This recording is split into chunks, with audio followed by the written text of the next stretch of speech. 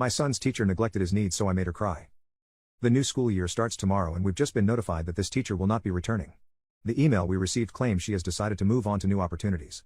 However, my wife and I have had a talk with some other parents and unsurprisingly that is not the case. Apparently my son was not the first or last student she had neglected.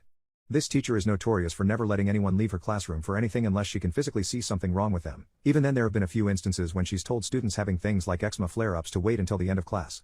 She even tried to do the same thing to my son when he was having another episode. Luckily since the last incident he's learned to ignore her, and he and his friend went down to the nurse despite what she said. At the beginning of summer, my wife got a call from one of the other mothers, who explained that the teacher had tried to do the same thing to her daughter. As it turns out she had a friend on the school board and is very well liked by all parents and staff. She arranged a meeting with the teacher, the principal, the school board and the superintendent to discuss this teacher's behavior. Before the meeting she spent ages compiling evidence against this teacher.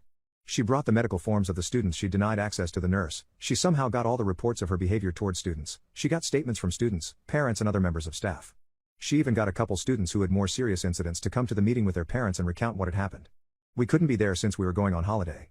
When it finally came time for the meeting the teacher had not anticipated that the mother would be so prepared, and after an hour in the meeting, the teacher was finally fired after 6 years of mistreating students. It turned out the only reason she kept her job for so long was because she was a NEPO hire. The principal is her uncle.